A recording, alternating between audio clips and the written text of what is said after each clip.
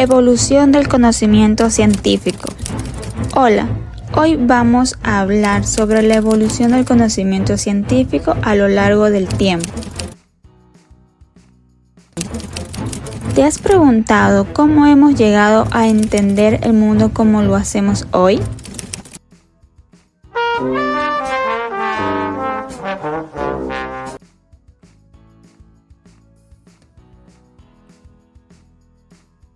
El científico no siempre fue como ahora.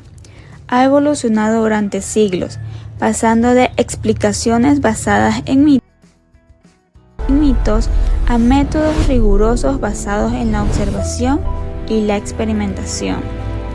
La ciencia no siempre ha sido como la conocemos hoy.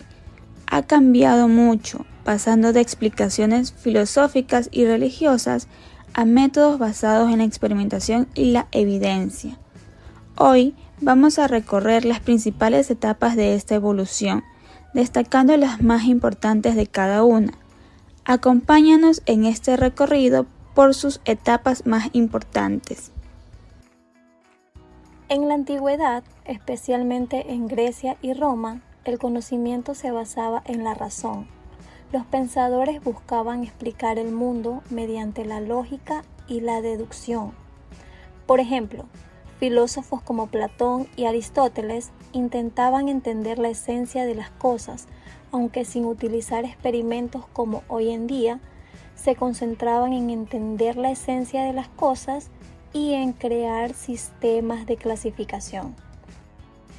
La principal característica de esta etapa fue el uso del pensamiento racional, pero todavía muy teórico y poco experimental. Edad Media. Durante la Edad Media, el conocimiento científico estuvo dominado por la religión. La Iglesia tenía una gran influencia y establecía que era válido conocer. Por eso la ciencia debía estar de acuerdo con las creencias religiosas. El pensamiento se basaba en la autoridad, especialmente en ideas de Aristóteles, adaptadas por pensadores cristianos como Santo Tomás de Aquino. Además, la educación era muy limitada y se centraba en la memorización, sin fomentar la investigación. La característica principal de esta etapa fue el predominio del pensamiento teológico, lo que frenó el avance científico, aunque también permitió conservar conocimientos antiguos. Sin embargo, al final de esta etapa comenzaron a surgir cambios importantes.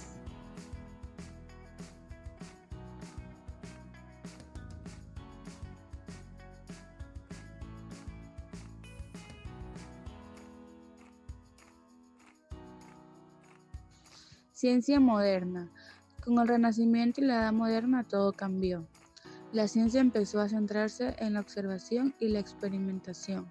Se dejó de depender únicamente de la religión y se buscó entender la naturaleza de forma práctica. Figuras como Galileo introdujeron el método experimental, mientras que científicos como Newton formularon leyes basadas en observaciones. También se empezó a usar el lenguaje matemático para explicar la realidad. La principal característica de esta etapa fue el desarrollo del método científico basado en experimentar, medir y comprobar. En esta etapa, la verdad ya no es solo pensar, es comprobar. Edad contemporánea. En la edad contemporánea, la ciencia siguió evolucionando y se volvió más compleja. Surge el positivismo, que afirma que solo es válido el conocimiento que se puede comprobar mediante la experiencia. Sin embargo, también se apreciaron críticas. Por ejemplo, Karl Popper propuso que una teoría científica debe poder ser refutada.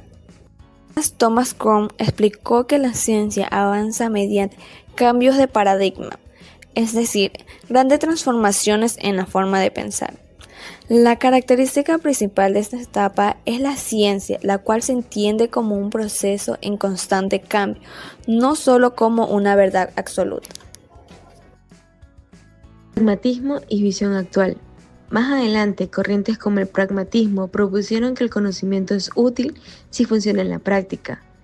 Además, pensadores como Karl Popper o Thomas Kuhn demostraron que la ciencia cambia constantemente.